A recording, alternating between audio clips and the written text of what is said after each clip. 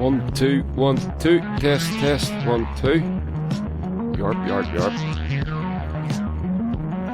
Okay. I think that's us.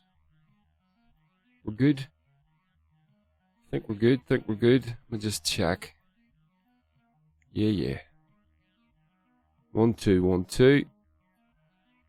All the little lights are going the way they should. I think. And the camera's on and all my things are there. Yeah. Let's do this. Okay. Hey everybody. Welcome to the podcast. How we doing? Hope you're well. Yeah, hope you've had a good week. Hope you've had a good few days. There we go. My brother. I can always rely on him to ring me just as soon as the podcast starts. Such is his want. But, let me just turn that down, just in case anybody decides to ring again. Forgive me for being so tardy. Call, ring and notifications off. There we go. Okay. So, what a week. We've gone from record temperatures to it won't stop fucking raining. What the fuck? It's mad. It's almost like the climate's changing. You know? Imagine. It's terrible. But what did you think of the heat? Listen, if you're watching this live on the thing, on the YouTube, hit me up on the lives, the top chat, the chat, because it's I'm watching it. It's there with me now, and if you want to say anything, you can do that. I would love for you to talk to me while we're doing this. That would be great. So over on the YouTube, if you're not on the YouTube, come over to the YouTube, say hello, drop me a wee message, and all that cool stuff. And yeah, that'll be awesome. So, but what did you think of the heat?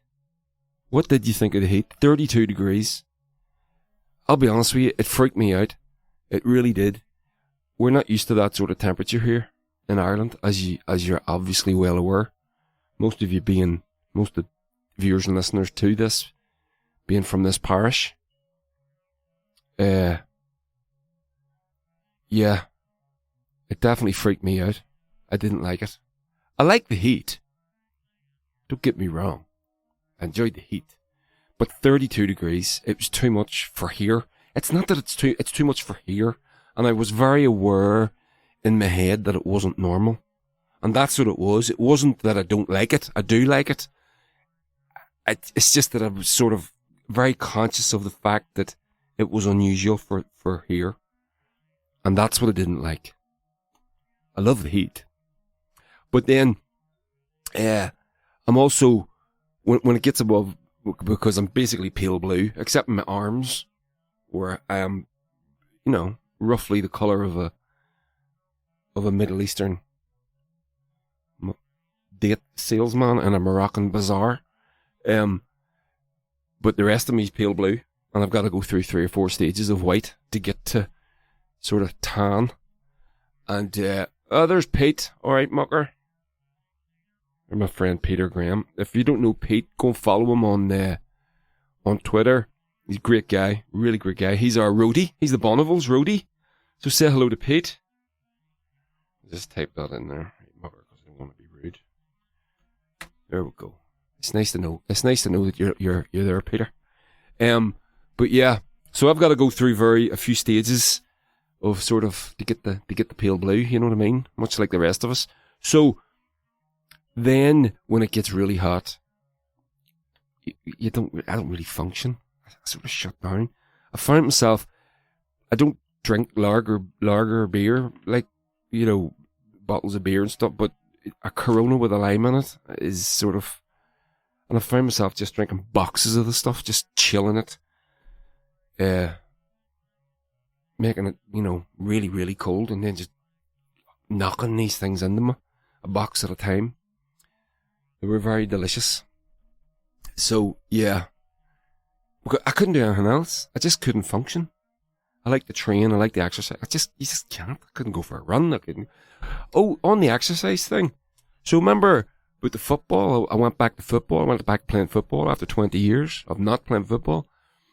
So, and then I decided that I wasn't going to stick with it because my knees fucked up basically, and it wasn't worth limping basically for a week in between training sessions. Well, I'm not doing that anymore. I've been going back. I'm not doing an awful lot. I'm staying in goal. I'm a good goal. I'm a goalkeeper. I'm an average goalkeeper, getting better, I hope. And yeah. So I was out last night and played a full game, and then today I come home, at the ice mini and with an ice pack and stuff. Do a bit of stretching. And then I was out today doing some kettlebells, and I'm walking with no limps, no pains. Maybe a little bit stiff, but not much. So fucking delighted. I'm really, really happy about that, because it was annoying me that it was really bugging me that the thought that I couldn't do something, because I'm a bit like that. And so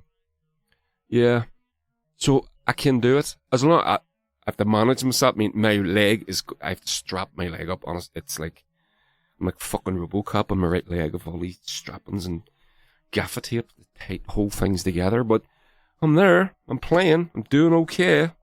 I'm very happy about it. And we went to the league. The football team is Oxford United here in Lurgan. So my mate Richie's the manager, coach guy of that. So I'm very excited about that, actually, because I really enjoyed it. I haven't played a team sport really in quite a while, and it's a different thrill. My game's cycling, so the last sort of competitive events I've done was cyclocross and road racing and time trialing, and it's very much an individuals. It's supposed to be a team sport, but it's not really, not at the amateur level.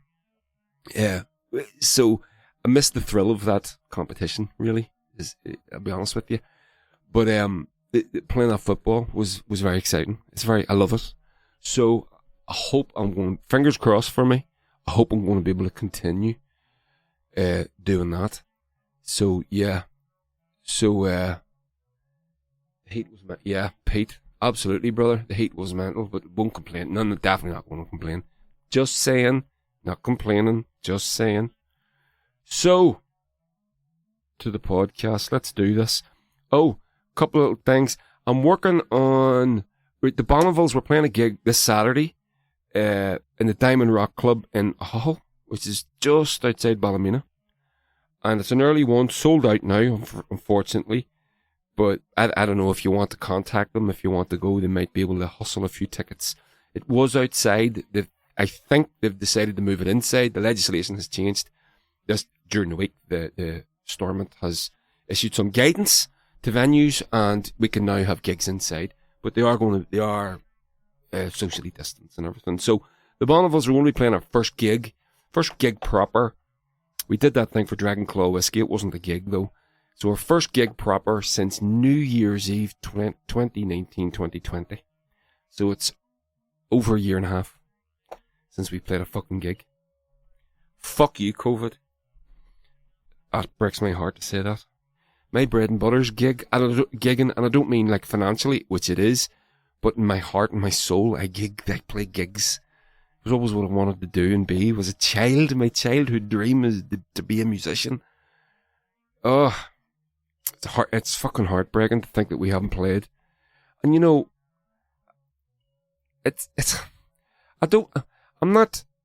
hope you don't think I'm being a knobhead here, but we're kind of good at it.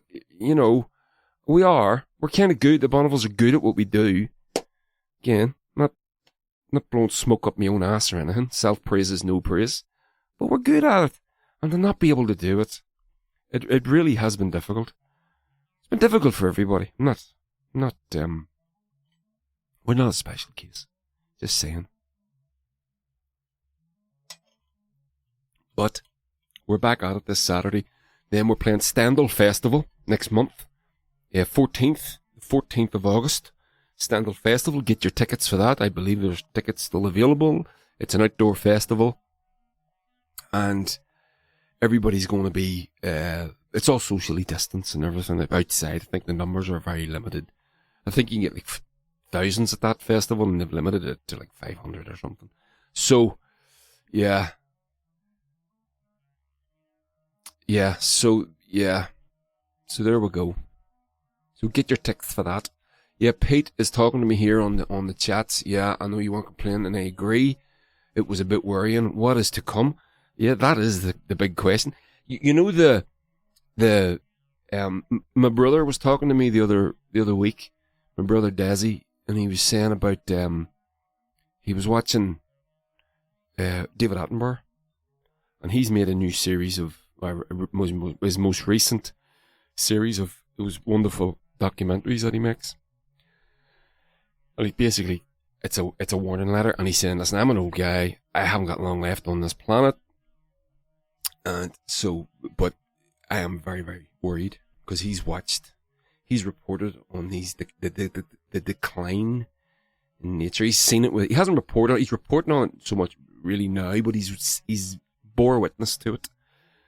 You know, he talked about he used to have to fly for days into the wilderness to go, and there was wilderness for days to fly over. No more. It's all gone, And he spoke about speaking about these seas and oceans full of life, and not full of life anymore. But my brother was talking to me about them and about how depressing it is, and asked me had I seen them, and I said no, I hadn't. I couldn't. I can't watch them. They're fucking depressing as fuck. Because it's not because the message isn't right or important. It is both of those things essentially important and it's urgent. But I kind of know what's happening, and I can't bear to hear it anymore. It's just, I've been going on about this all my life. I remember trying to join the World Wildlife Federation when I was 16 and stuff like that. So, yeah. But anyway, so there we go. No fun. So let's kick this thing off. Like I said, everybody, like, share, subscribe, do the thing. If you're watching this or whatever, throw it up onto the YouTube. Throw it at the Twitters. Let people know this is happening. So we're going to have a couple of the stories I'm going to talk to you about tonight. Basically is two things. One of my favourite journalists and a great guy called Chris Hedges, who you've maybe heard me mention in the past. He wrote an important article during the week about a guy called Daniel Hale. We'll talk about him. And then I want to talk about Irish vampires. Ooh, very sexy. Class. It's not actually very sexy. Irish vampires aren't like, they're not like the old Hammer House, Suavey McSwavson, fucking flying in through your window to raid your daughter, which is what the vampire was. He wasn't really biting her neck, he was, having his way with her. But, although, we'll talk about all that later. But before we get to that, a couple of little things. Tonight on RTE1, the BAFTA-nominated, hard-hitting documentary called Totally Innocent about the Ballymurphy massacre is on RTE1 at 9:30 tonight. Now, I haven't seen this, so I'm going to be watching it.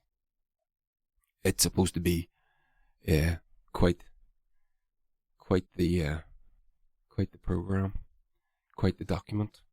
And then, so that's that. Now, this happened today. This is another story now, and I'm not going to talk much about it. I'm just going to read a little thing, and it's about, it's a statement from the Brownhill Nursery and Primary School. So, Brownhill Nursery and Primary School is a nursery and primary school in East Belfast, and it's an integrated school. And they had recently decided to set up an Irish language unit, with being led by, but being led by the massively impressive Linda Irvine. So I'm going to read this little statement. I don't know if you're aware of this, but this is just from today. Due to an ongoing social media hate campaign against some individuals and the integrated Naiskull na Sholta, it is with great sadness that it is Naiskull na Sholta, sorry, that it is with great sadness that it is choosing to relocate to an alternative location. A social media campaign was started and fueled by those who are not connected to the school, nor are parents of our school, and who are clearly were not interested in facts and truth, who allowed disgusting comments to be posted and that were littered with unfounded, erroneous allegations about certain individuals and the Naiskull. Brunel Nursery and Primary School is not and should never be thought of as a contested space. We are proud to be shared space for all. We welcome all children, parents, families, individuals, respective of religion, faith, creed or language, and always will. And so say all of us. These comments, made mostly by those who are not even from our school community, on social media do not in any way reflect the opinions and beliefs and governors of the entire staff of the school. Yours sincerely, the Board of Governors and staff of the Brunel Nursery and Primary School.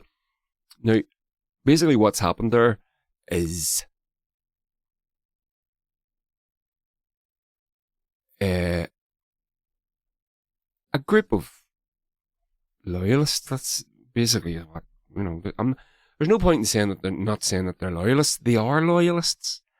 So, they've basically harassed these people into making this decision, and it must have been quite severe. This was news to me. I knew the school was happening. Without knowing anything about it. You can't do anything these days without getting fucking trolled online. But I got called a fascist the other day for making a joke. So, this was definitely going to come under certain scrutiny from certain fucking halfwits who are, as much as they're opposed to Irish language, I would accuse them of being opposed to education as a whole. They have nothing to offer, and it's a shame. But it must have been quite severe for them to decide to move the school. I read another little statement where it said the Naiskull have another location, and Brunel was only ever it's supposed to be a temporary place anyway until they got this other place ready. So I don't think it's going to hold them back any. But that they had to do it is fucking shameful. And I'm seeing people saying things online, like Northern Ireland 2020. It's not Northern Ireland. This is a few fucking halfwits. Now,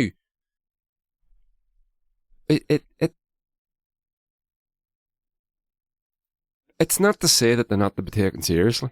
And I do, if the people involved with the project, the Naiskull and Brunel, have decided to do this, I back them fully. I'm not second guessing them at all.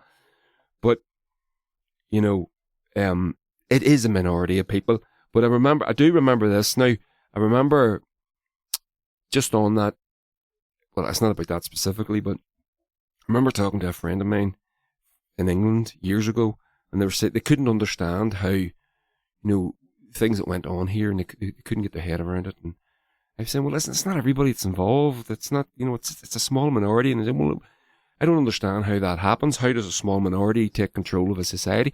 And the way I sort of thought of it and explained it to him was, well, it only takes one man with a gun with one bullet in it and prepared to use it to control 1,000 people. It's that simple. And that's sort of it's maybe an awkward analogy, but it's the same sort of thing, really, isn't it? It just takes a couple of fucking halfwits to be putting out threats, I don't know what the rumours are, or what it is, the things that they're trying to say, but I can guess. You can too. We know what these people say. We know what they do. So, this is not connected, although it is connected. It's connected by sort of round the houses. So I read this today, and I fucking, honest to God, I nearly took a turn in my eye. I actually put it up on Twitter. I couldn't believe that this wasn't trending.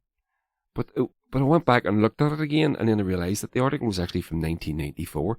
Why this come up on my Twitter 20 fucking, what is it? What, somebody do the math. 26 years later. I can't figure that one out. But this is the article. I'm going to read it anyway.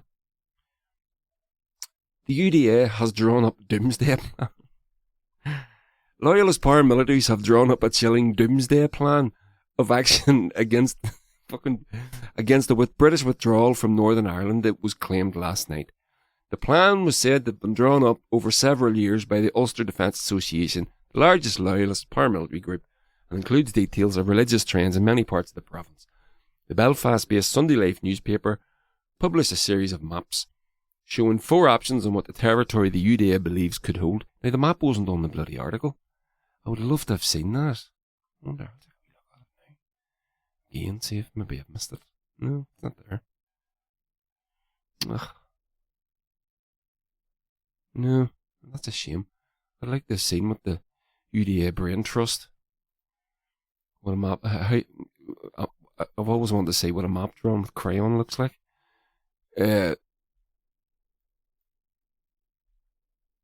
So, showing 4 options on what the territory the UDA believes it could hold, what would be given up and what might be fought for. In essence, the border would be redrawn with Protestants consolidating themselves in a smaller Ulster in the northeast of the present province.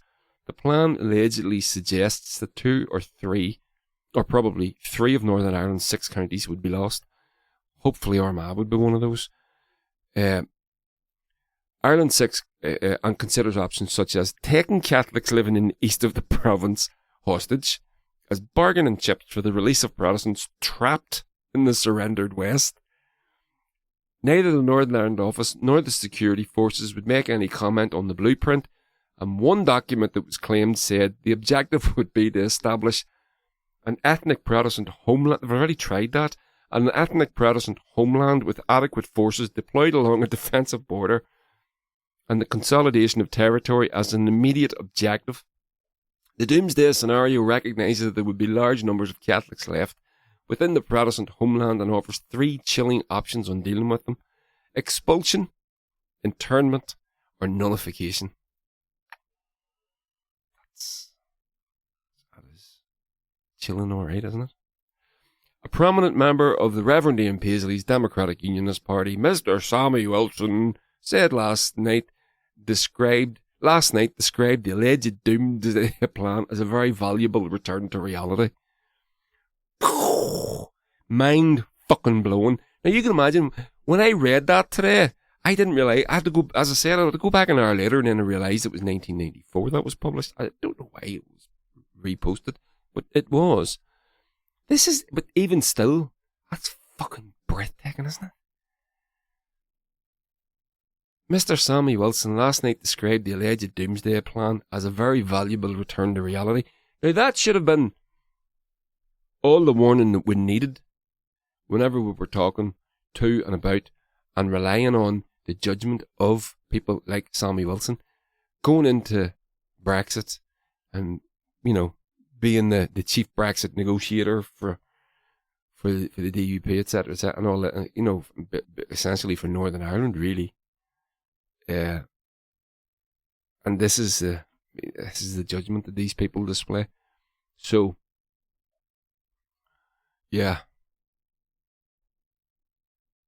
Pete has comment. That's so sad. What kind of people are frightened of knowledge? Yeah, it's with regards to the school. So if you didn't know about that, you know, that's the state of affairs with that school. It's never going to be easy doing these things. But whenever you're up against sort of bigotry like that, it just makes things harder, doesn't it? It makes things. But they're going to succeed, because that woman, Linda Irvine, is a force to be reckoned with, and I don't reckon that these assholes are going to stop her.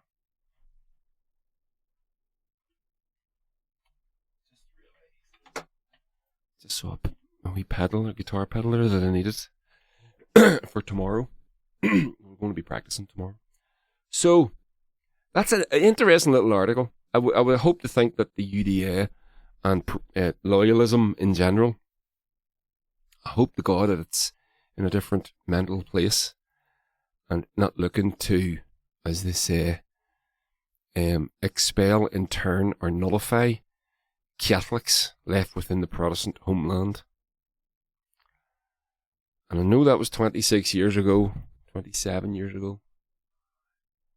It's still staggering that it was ever happened. And these people are still in business. They're still in business. Sammy Wilson's an MLA, an MP. You know, people will vote for this fucking clown. There we go. So, we'll move on. So, the article, the main article I want to talk about, and this is, I'll throw up a little picture here on the screen. There she blows. Yeah. So, the article is written by Chris Hedges. And as you know, Chris Hedges is one of the not only great journalists, he's a great thinker. He's actually a theologian. Now, I'm not a person of religion, but I do respect genuine, or I'm not a person of faith, I should say, but I do respect genuine, decent people, no matter their faith, that have that are believers, and I do respect it a lot, actually. And I do believe that within those manuscripts and within those teachings, there's a massive wisdom to be found, whether it's the Quran or the Bible or the Torah or the books from teachings of Buddha, who doesn't claim to be a god or a religion, but or whatever. I believe there's a wisdom to be mined, to be had, that should be considered. And it's okay to teach these things and to know these things and to learn about these things. You don't have to believe. You don't have to become a fire-breathing Christian fundamentalist. And I think that's what puts people off a lot of the time. You know, certainly puts people like me off. You couldn't get me to go. You know, I was raised a Catholic, and you know, I was a good Catholic boy. Like, yeah, well, as much as it was, you know, until I was 16 or 17, I was still going to mass every Sunday and doing all that stuff. But you know, but anyway, I digress. So, but anyway, Chris Hedges is a man of faith and an author, a journalist, teacher. He's an ordained minister, as it happens. And I'm a huge fan. I have a couple of his books. One of his books, he wrote a book. The first book I read of his, I recommended it on this podcast once upon a time. It's called American Fascists. And it's about the rise of the Christian fundamentalist right. And he predicts, he doesn't mention Trump by name, but he does mention some character like him and about how he surrounded himself. This man who was obviously of no faith. The man had never been inside a religious institution in his life and meant it. But he describes in 2007, 2008 how everything's headed in that direction. And then his latest book is called America, the Farewell Story. So I would recommend, I mean, he's just an amazing person. I'm such a fan, I can't begin to tell you. So he wrote this article. Now this article is quite long. I'm not going to read it all because I think it'll take a while. So what I'm going to do, while it's on, I'm going to have the music on in the background to hopefully make this next 5 or 10 minutes pass a little easier. So hopefully you can hear that, just tipping away in the background. So here we go. Chris Hedges, The Price of Conscience. Princeton, New Jersey. Where he's writing from. Daniel Hale, a former intelligence analyst in the drone program for the Air Force, who was a private contractor in 2013, leaked some 17 classified documents about drone strikes to the press, was sentenced today to 45 months in prison. That's 4 years. Near enough. The documents published by The Intercept on October 15, 2015, exposed that between January 2012 and February 2013, US Special Operations airstrikes killed more than 200 people. Of those, only 35 were the intended targets. For one 5-month period of operation, according to the documents, nearly 90% of the people killed in airstrikes were not the intended targets. The civilian dead, usually innocent bystanders, were routinely classified as enemies killed in action. The Justice Department coerced Hale, who was deployed to Afghanistan in 2012, on March the 31st to plead guilty to one count of violating the Espionage Act, a law passed in 1917. This is, by the way, this is me now. This is the same law that they used to prosecute Chelsea Manning, and what a brave woman she is. Unfucking believable. Been offered clemency and refused it, and went back to jail and was tortured and accepted it, and now she's out, thank God. So this law goes back to 1917. This is what they're prosecuting these people under, like 1917, and they're prosecuting. He's spilling the beans about the drone program in the 21st century, and they're using the law from 1917 to prosecute him. So onwards. A law passed in 1917 designed to prosecute those who passed on state secrets to a hostile power, and not those who exposed to the public government lies and crimes. Hale admitted as part of the plea deal to retention and transmission of national security information, and leaking 11 classified documents to a journalist. If he had refused the plea deal, he could have spent 50 years in prison.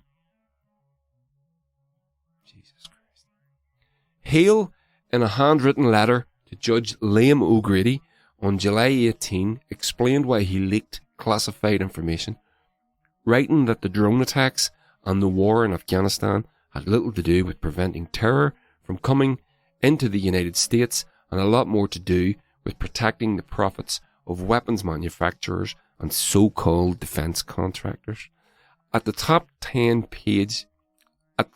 of the 10-page letter, Hale quoted US Navy Admiral Jean LaRocque, speaking to a reporter in 1995, "We now kill 1,000 people without ever seeing them. Now you push a button thousands of miles away, and since it's all done by remote control, there's no remorse. Then we come home in triumph. In my capacity," this is Hale writing now, the convicted analyst, "in my capacity as a signals intelligence analyst stationed at Bagram Air Base, I was made to track down the geographic location of handset cell phone devices believed to be in the possession of so-called enemy combatants." Hale explained to the judge, to accomplish this mission required access to a complex chain of globe-spanning satellites capable of maintaining an unbroken connection with remotely piloted aircraft, commonly referred to as drones. Once a steady connection is made and a targeted cell phone device is acquired, an imagery analysis in the US, in coordination with a drone pilot and camera operator, would take over using information I provided to surveil everything that occurred within the drone's field of vision. This was done most often to document the day-to-day lives of suspected militants. Sometimes, under the right conditions, an attempt at capture would be made. Other times, a decision to strike and kill them where they stood would be weighed. He recalled the first time he witnessed a drone strike a few days after he arrived in Afghanistan. Early that morning, before dawn, a group of men had gathered together in the mountain ranges of Pataka province around a campfire, carrying weapons and brewing tea. He wrote that they carried weapons with them would not have been considered out of the ordinary in the place I grew up, much less within the virtually lawless tribal territories outside the control of the Afghan authorities, except that among them was a suspected member of the Taliban, given away by the targeted cell phone device in his pocket. As for the remaining individuals to be armed of military age and sitting in the presence of an alleged enemy combatant was enough evidence to place them under suspicion as well. Despite having peacefully assembled, posing no threat, the fate of the now tea-drinking men had all but been fulfilled. I could only look on as I sat by and watched through a computer monitor when a sudden, terrifying flurry of hellfire missiles, what a name, came crashing down, splattering purple-coloured crystal guts on the side of the Morning Mountain. Jesus. Read that again. And I watched through a computer monitor when a sudden, terrifying flurry of hellfire missiles came crashing down, splattering purple-coloured crystal guts on the side of the Morning Mountain. It's poetry, actually. Not terrible, gruesome, grim poetry, but poetry. Wow. That's awful. Really, truly awful. This was his first experience with scenes of graphic violence carried out from the cold comfort of a computer chair. There would be many more. Not a day goes by that I don't question the justification for my actions, he wrote. By the rules of engagement, it may have been permissible for me to have helped to kill those men, whose language I did not speak, customs I did not understand, and crimes I could not identify, in the gruesome manner that I did, watch them die. But how could it have been considered honourable for me to have continuously laid in wait for the next opportunity to kill unsuspecting persons who more often than not are posing no danger to me or any other person at the time? That's important. Never mind honourable, how could it be that any thinking person continued to believe that it was necessary for the protection of the United States of America to be in Afghanistan and killing people, not one of whom present was responsible for the September the 11th attacks on our nation, notwithstanding in 2012, a full year after the demise of Osama bin Laden in Pakistan, I was part of killing misguided young men who were mere children on the day of 9/11. And I'll add a little add-on to that. When Chris Hedges talks about the killing of Osama bin Laden, and Chris Hedges is an American, he doesn't call it the killing of Osama. He calls it the assassination of Osama, the murder of Osama bin Laden, because Osama bin Laden was unarmed. And whether you think Osama bin Laden was a good guy or a bad guy, whatever, I mean, clearly he was a fucking lunatic, but you're supposed to have due process. The law is supposed to mean something. And these countries, the USA, Britain, among them, chiefly among them, go on about the rule of law and democracy and, and with their propaganda, especially American truth and justice and the American way, all that crap. Does this sound like truth and justice? It's definitely the American way, though. So, we'll read on. Listen, this article is long. I'm not going to read it all. So, I'll just, So, he and other service members were confronted with the privatization. Remember I was talking about the privatization of war, about, the Biden administration has withdrawn troops from Afghanistan, but who's staying in 24,000 private contractors. Now, they're not all well diggers. They're not all bricklayers. Okay? They're soldiers. There are some people doing those jobs, but they're mostly soldiers. Make no mistake. So, on with this. He and other service members were confronted with the privatisation of war, where contract mercenaries outnumbered uniform-wearing soldiers 2 to 1 and earned as much as 10 times their salary. Meanwhile, it did not matter whether it was, as I had seen, an Afghan farmer blown in half, yet miraculously conscious and pointlessly trying to scoop his insides off the ground, or whether it was an American flag-draped coffin lowered into the Arlington National Cemetery to the sound of a 21-gun salute, he wrote. Bang, bang, bang. Both served to justify the easy flow of capital at the cost of blood, theirs and ours. When I think of this, I am grief-stricken, and I am ashamed of myself for the things I've done to support it. He described to the judge the most harrowing day of my life that took place a few months into his deployment, when a routine surveillance mission turned into disaster. For weeks he had been tracking the movements of a ring of car bomb manufacturers living around Jalalabad. He wrote, car bombs were directed at US bases and had become increasingly frequent and deadly problem that summer. So much effort was put into stopping them. It was a windy and clouded afternoon when one of the suspects had been discovered headed eastbound, driving at a high rate of speed. This alarmed my superiors, who believed he might be attempting to escape across the border into Pakistan. A drone strike was our only chance, and it had already begun, lining up to take the shot, he continued. But the less advanced Predator drone found it difficult to see through clouds and compete against strong headwinds. The single payload MQ-1, I guess that's the drone, failed to connect with its target, instead missing by a few meters. The vehicle, damaged but still drivable, continued on ahead after narrowly avoiding destruction.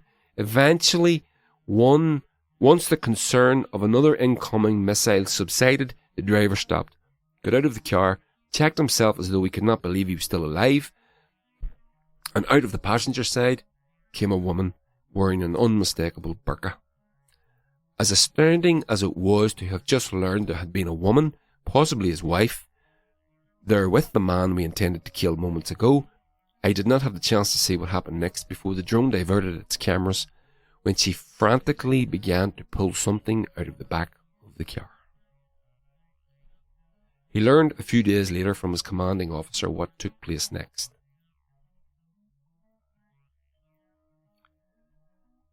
There indeed had been the suspect's wife with him in the car, he wrote, and in the back were their 2 young daughters, aged 5 and 3 years old.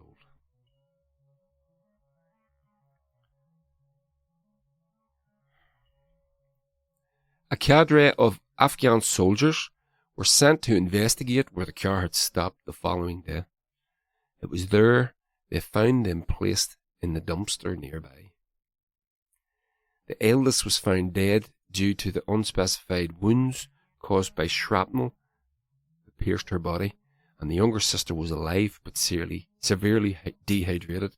As my commanding officer relayed this information to us, she seemed to express disgust, not for the fact that we had errantly fired at a man and his family having killed one of his daughters, but for the suspected bomb maker having ordered his wife to dump the bodies of their daughters in the trash so that the 2 of them could escape more quickly across the border. Now, whenever I encounter an individual who thinks that drone warfare is justified and reliably keeps America safe, I remember that time and ask myself, how could I possibly continue to believe that I am a good person deserving of life and the right to pursue happiness?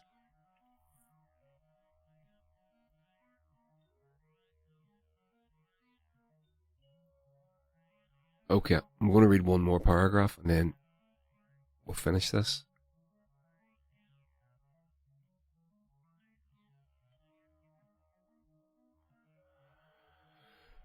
One year later, at a farewell gathering for those of us who would soon be leaving military service, I sat alone, transfixed by the television.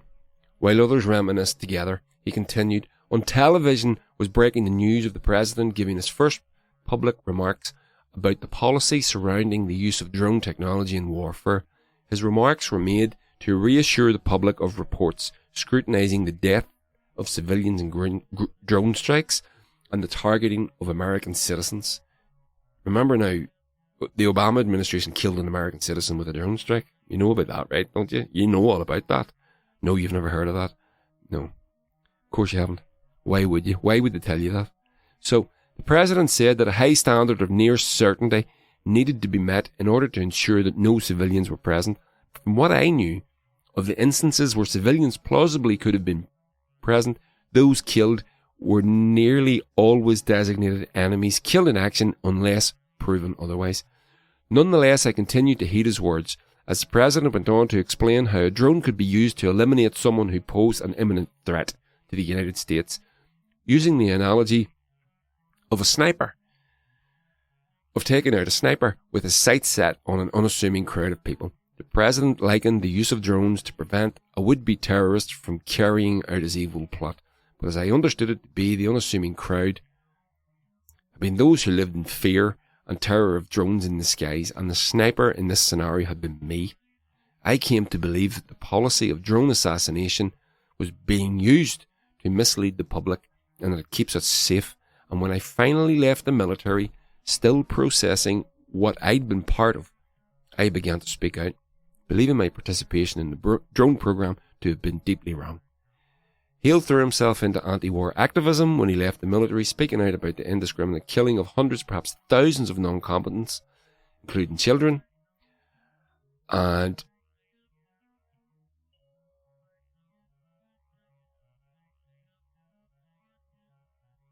yeah, so I'm going to stop there because there's another 3 or 4 or 5. There's quite a bit actually. So I'm not going to. So just on to finish it, the general that was that Hale quoted from 1994, saying that the remote nature of the warfare that was being carried out would depersonalize the war. And this hasn't happened. Drone operators are getting PTSD, and they're now having trouble recruiting them because it's just as harrowing as you can imagine from this man's testimony. So he just says here, depression is a constant. The telltale signs of a person afflicted with PTSD and depression can often be outwardly observed and practically universally recognizable. Hard lines set about the face and jaws. Eyes once bright and wide, now deep set and fearful. Inexplicable sudden loss of interest in things that used to spark joy. My God. So there you go. So have a go at that. I'll put the link in the show notes. And so that's where we are with this. So McHale has been sentenced to 4 years in jail. He took a plea deal to get that. Now, as it said in the article there, the same it was a law from 1917. The 1917 is when the US entered World War I. So that law was brought in for that reason. The way it works, so for example, here's a thing you may not know from around the same era, and for the same reason, the Spanish flu is called the Spanish flu. Why is it called the Spanish flu? Well, because it originated in Spain, didn't it, Andrew? No, it didn't. It originated in an American army base in American Kansas, I believe. The reason it's called the Spanish flu is because Spain was neutral during the war and there was no restrictions on the reporters on what they could report. So the British and the Americans and the Allies, they weren't technically the Allies, those journalists weren't allowed to report certain things because they were at war. The country was in a state of war, so you're restricted in what you can report, which is normal during war. Spain wasn't in the war, so they were allowed to report. So then, historically, it got called the Spanish flu. It wasn't the Spanish flu, it was an American flu. Killed all those people. So, under the same type of thing, the 1917 law that was brought in to stop people basically spying on the US is being used for these whistleblowers. Whistleblowers should be protected, as we know. So, shocking stuff altogether. I'll be perfectly honest with you, I'm a wee bit traumatized after reading all that. So we're going to move on. Theme tune. Another subject. Let me get a drink of water.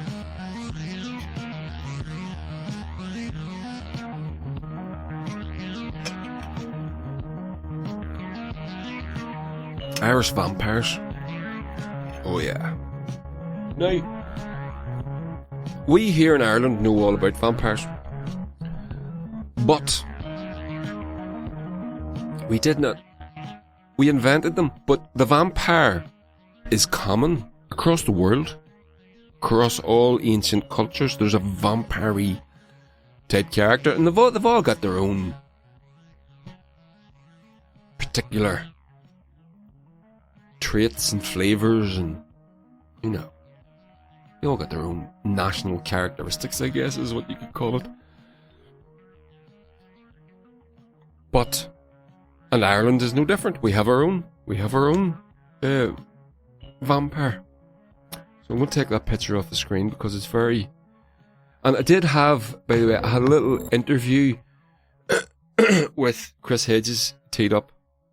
Do you know what? I'm going to do that. I'm going to play that first. So this is the great man, Chris Hedges, talking about that very article. Sorry, I've just sort of... I missed this. It's only a couple of minutes. So you can have a listen to this and tell me what you think. And a watch.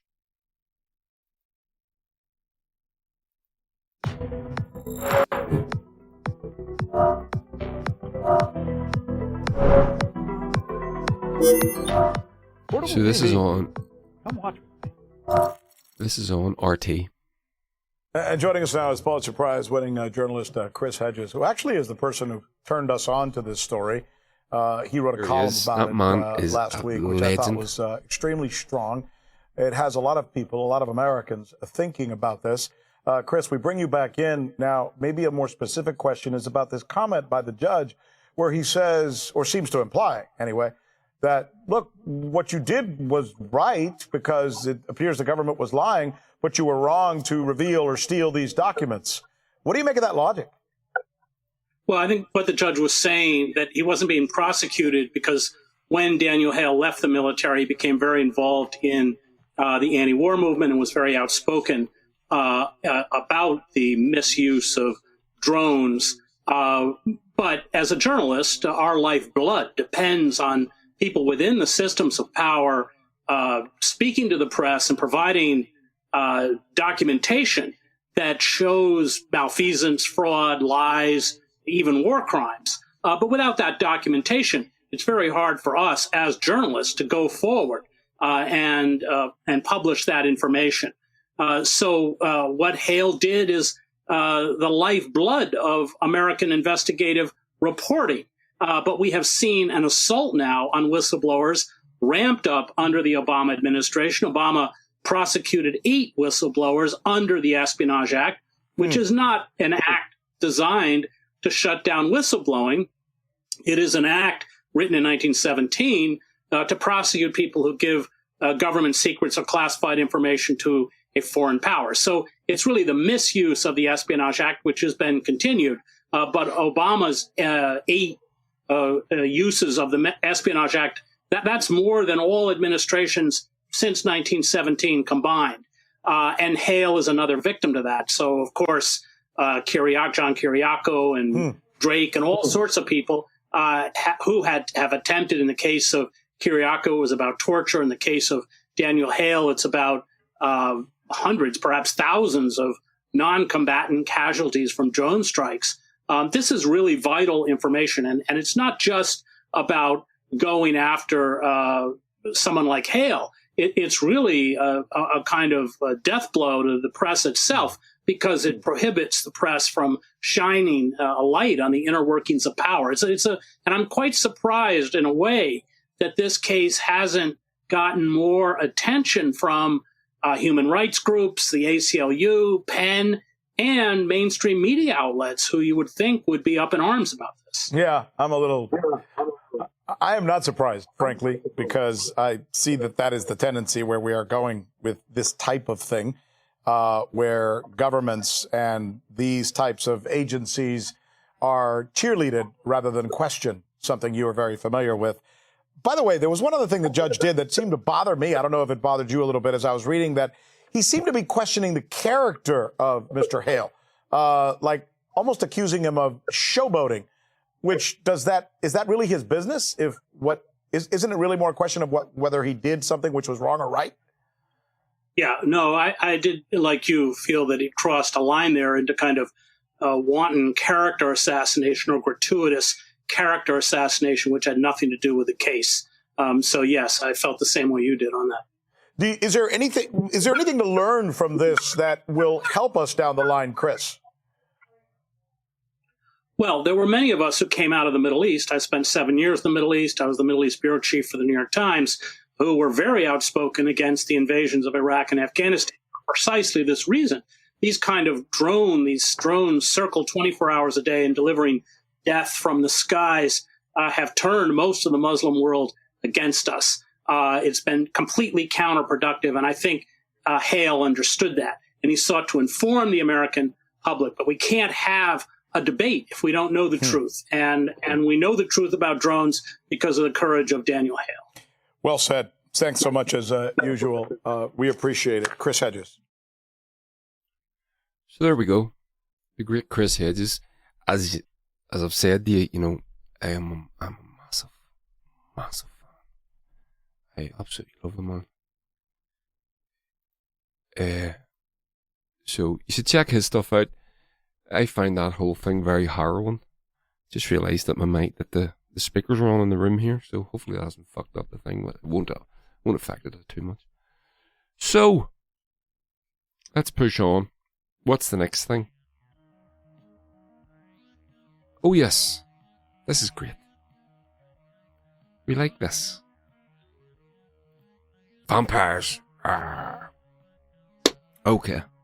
So, as I was saying, all cultures have their vampires. There's Chinese vampires and Japanese vampires and African vampires. They're not called vampires. They're called their own thing. But it's the same idea. This blood-sucking creature that comes out at night. And these things, the modern Western European vampire it comes from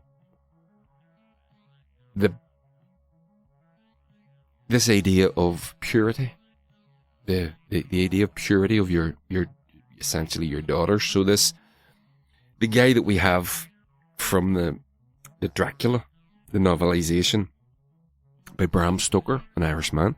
I'll read about that. So it's about this purity, keeping your daughters pure and all this sort of stuff, which is absolutely fascinating. So, here's a great article. And I'm going to read it out to you, and it's brilliant. And it's called Irish Road Trip. The website is called the Irish Road Trip. That's where this headline is from. On where am I? Here. So that's where this headline is from. From a website called the IrishRoadTrip.com. And it's Albert. Now, we have the Bonnevilles have a connection to Abertock. Dun, dun, dun. Yes, we do. This is brilliant. I fucking love this. So I'm going to play you a trailer for a movie that we have a song in that features this guy. So, Abertock, the terrifying tale of the Irish vampire. And when I put this up today, Sarah O'Neill, the artist, who I follow on Instagram and Twitter, she's fantastic. I spoke about her a few weeks back. She lives up there in the North Coast, and she went to visit where he's allegedly buried, this guy. So she says that if we're ever up there again, which we will be, obviously, she'll let us know where to go to go and find this dude, where he's supposed to be buried. So I'll read you the story about Abertock and then play something really class. So, the terrifying tale of the Irish vampire. When I was a kid, there were two tales from Irish folklore that terrified me. The one about the banshee.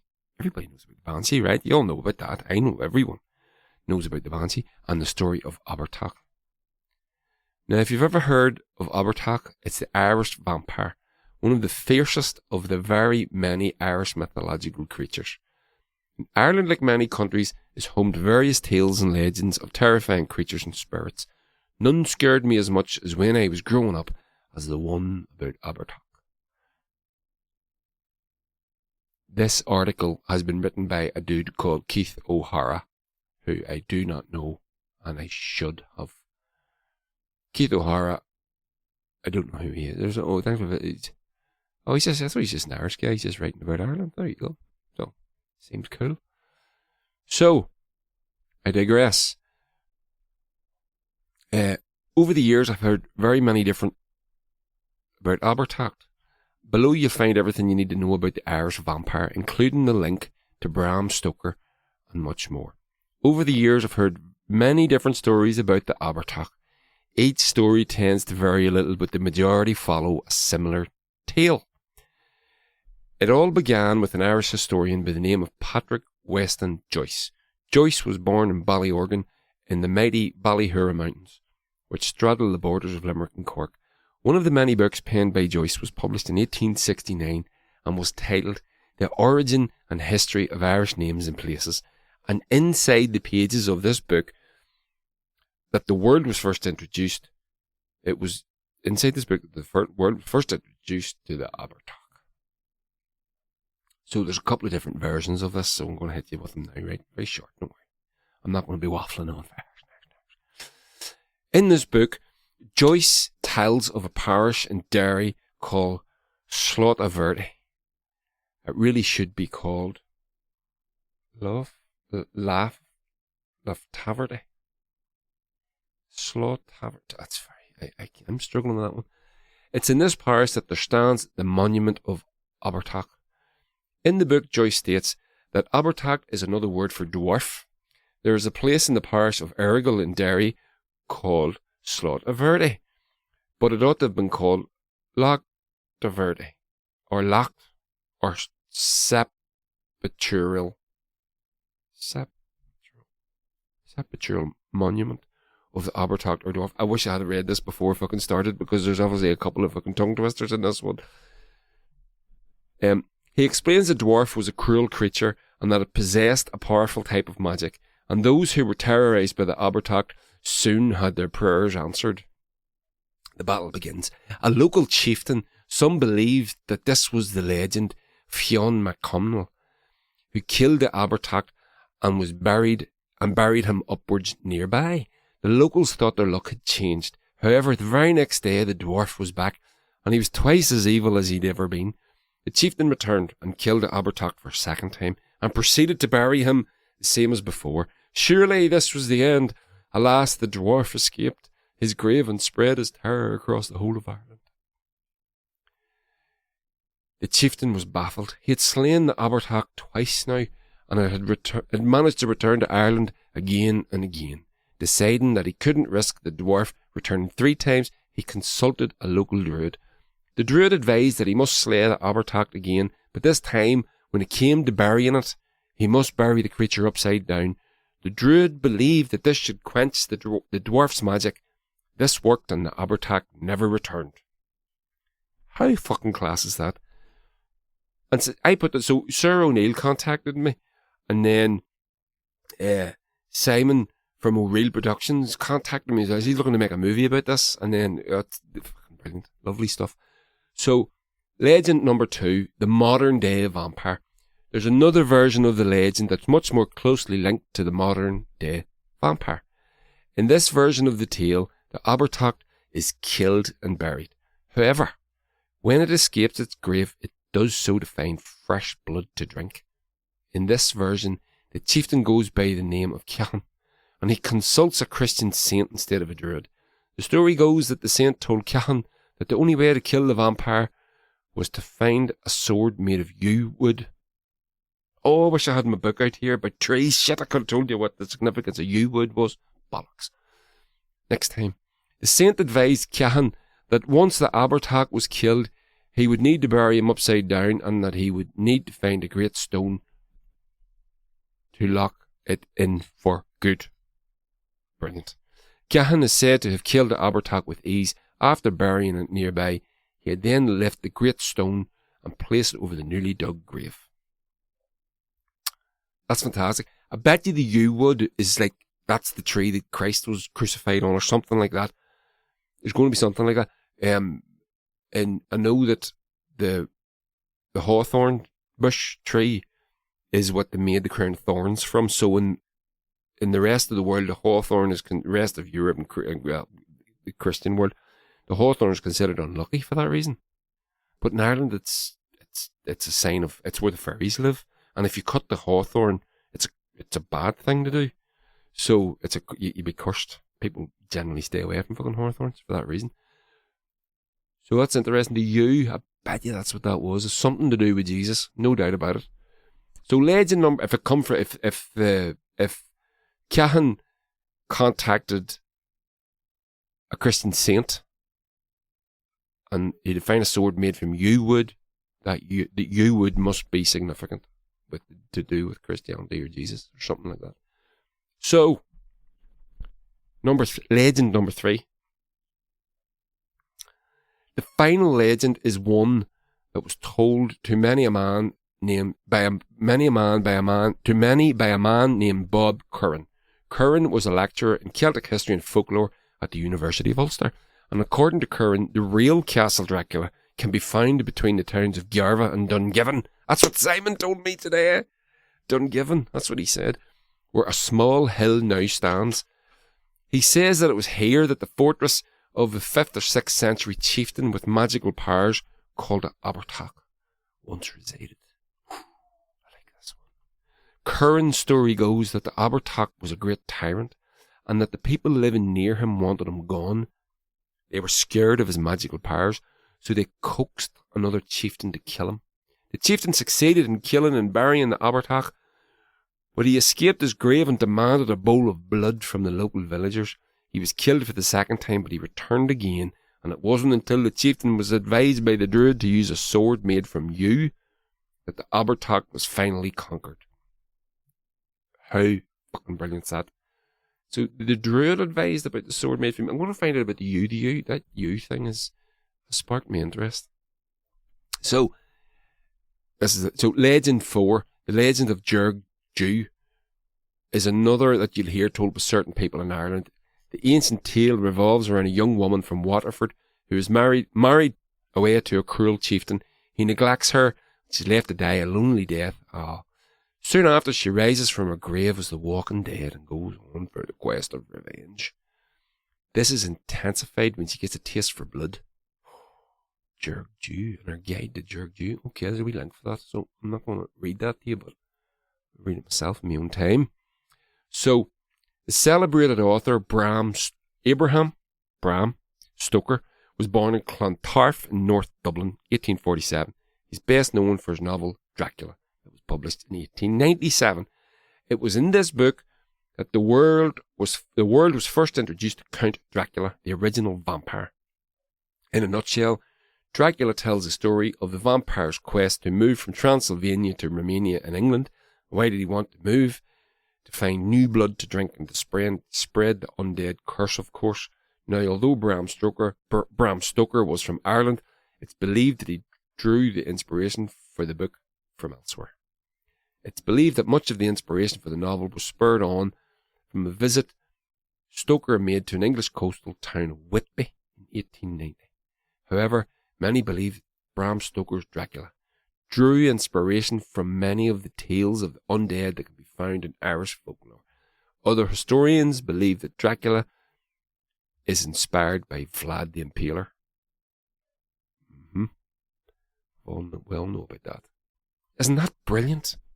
I love that stuff. So, I said to you earlier on that we have a link, as in the Bonnevils. So what I'm going to do, so a couple of years back we were asked, would we be so kind as to let a movie use a song of ours called Long Runs the Fox. And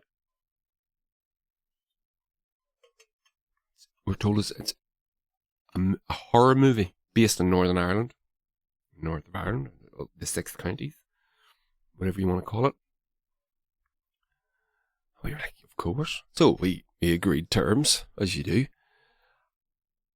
And we never heard no more about it for quite a while. Then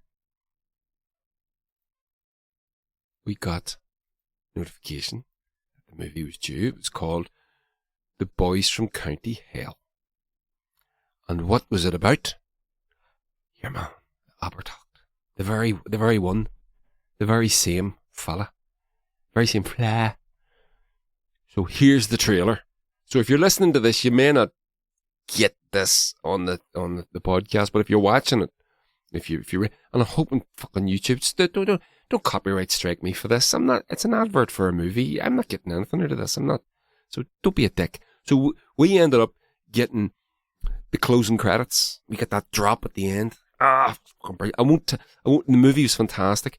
You'll recognize some of the people in it. Most notably, the girl that plays Orla from the Derry Girls. She's in it. And our friend Connor Keys told us, the comedian, that he was up for that role originally, I think. Or maybe not that role, but one of the roles. And he didn't take, he said, he was telling me the other week, he says, I didn't take it very seriously. I thought it was just my mate fucking about, and he ended up making this big Hollywood movie. So Connor went anyway. So, check this out. The Boys from County Hell, the trailer. Some things are older than science. Older than God. The earth has its own secrets. And if you get close enough, you'll hear it.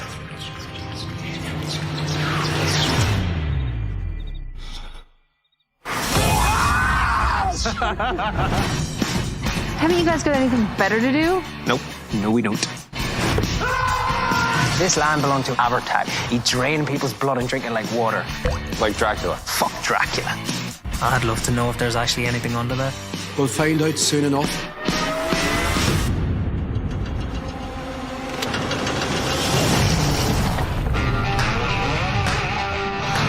I saw something weird. Whose foot's that? Fuck this, I'm out! There's a vampire on my set! That wee fucker tried to bite me! This isn't Dracula. People don't get turned from a fucking bite. They get turned by the stones from Abertacht's grave. Fucking move, will ya? We need better weapons. Are there any ideas in there? What about sunlight? I mean, that is the #1 vampire killer. Burn, you bastard! Oh, shit. If Abertacht binges all night, the whole town's gonna be dead as fuck. I moved to the wrong fucking town. You shite!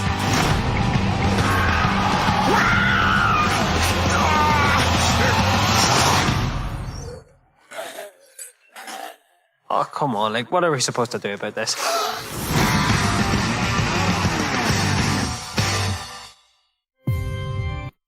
How fucking brilliant is that? So, that was supposed to get released in the cinema. And fucking COVID fucked it all up. And we never got to go. And we got invited, and there was going to be a premiere and everything in Belfast. And, Jesus Christ, it was going to be brilliant, boys. And we never got to go. They never got to have it. Apparently, now, they're still intending to having it because it got a soft release. It got released online for a bit, and then it got, so they're still intending on doing it, I believe, but I really don't know. I mean, the longer time goes on, the longer time goes on, it's looking, it's less likely, isn't it? But isn't that the trailer's brilliant. The movie's fucking fantastic. You have to watch. Oh my God, I loved the film. And it's obviously, it's a comedy horror, sort of a thing. But we get the Bonneville's get a great track, and we get the drop at the end. It's get that bit at the end. Won't tell you what happened. I'm fucking down to tell you. I really am. But I'm not gonna. That was brilliant. So, check that out. The film, I don't even know if I've said it, it's called The Boys from County Hell. And we all, those of us that live in Armagh, we know the County Hell is Tyrone. Because they keep baiting us at football.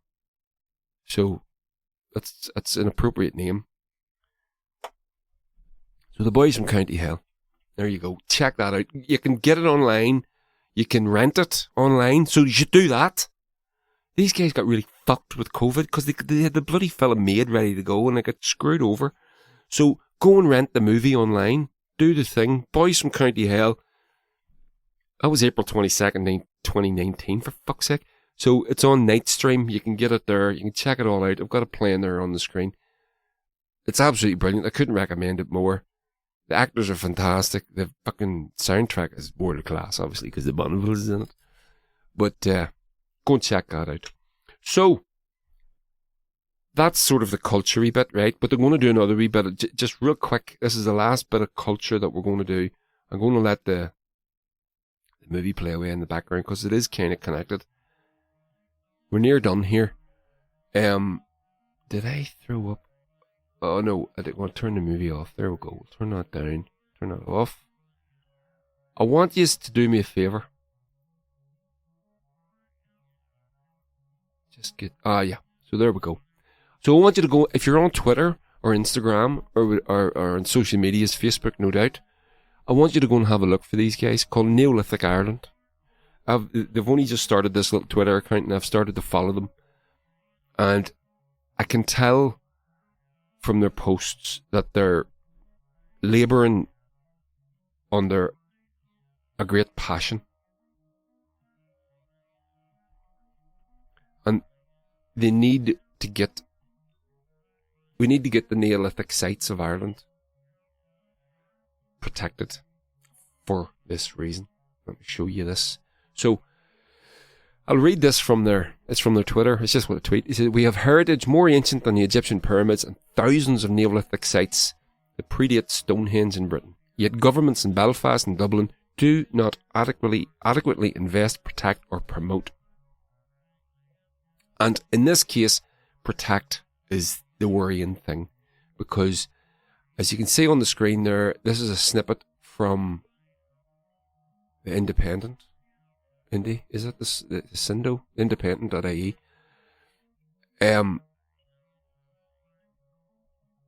wee short paragraph here. Museums report big rise in vandalism of monuments. And you can see there, some fucking clown has spray painted his name onto a brick or a stone from one of those Neolithic sites. Fucking ace hole, more like it. And I saw another one during the week. It happened. Somebody like Decky was here or some shit like that. Real bullshit.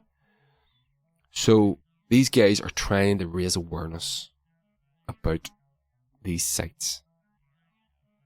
And that's it. So dismay after Neolithic cairn damage at Loch Crew. That was the first one I seen. The historical neglect of Neolithic sites by consecutive governments in the north and south. No. Increase in vandalism. Fucking vandalism. Going to find one of these things and writing your goddamn name on it. More than 70 reports of vandalism at these Neolithic sites this year. Graffiti was scratched across elements of Neolithic burial monument at Loch Crew in Old Castle, County Meath, some weeks ago. I mean, the chances of you catching these guys is fucking slim. Education is what's needed. So, fears are growing about the rise in vandalism of Ireland's archaeological monuments as more than 70 instances of damage have been reported so far this year. The National Monument Service, although they have started to prosecute farmers, and I noticed that in Kerry there a few months ago, these farmers would just sort of bulldoze some tomb entrance because it was in their fucking way, and they've decided they're starting to prosecute these guys for doing the likes of that, and so they fucking should. So, said that in a typical year they would get between 100 and 120 such reports, but has already received 76 complaints of vandalism or interference in the first half of 2021, leading to believe it is an increasing trend. God, no, please, let that not be true. There are more than 145,000 recorded archaeological monuments around the country in private and public ownership, some of them dating from up to 10,000 years ago. The monuments that have been damaged range from ring forts to passage tombs, and they have been targeted by vandals with graffiti, burning and other antisocial behaviour. Recent example was just that one at Loch Crew that I just told you about. The investigations were carried out to determine any appropriate measures that may be taken to mitigate the damage and assist the Gardaí in their investigation. The remains of Kilmashogue Wedge tomb in the Dublin Mountains was also recently scrawled with graffiti, said the OPW. Illegal metal detecting is a particular worry. Okay. And the National Monument Service and the National Museum of Ireland are working jointly to combat it. Okay. So, yeah, I mean, if someone goes up there and,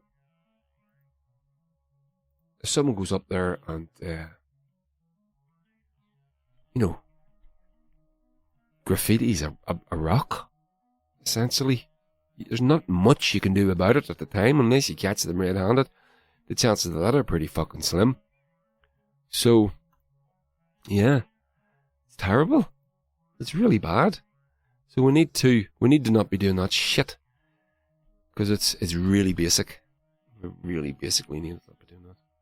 I'm going to put the Boys from County Hale back on because it's class. It is connected. Abertach. There's a monument that he was buried fucking head first into. So, that's me. I'm all done. I hope you enjoyed it. Please like, share, subscribe. Be cool. Stay in touch. And I'll catch you next week. Take care, everybody.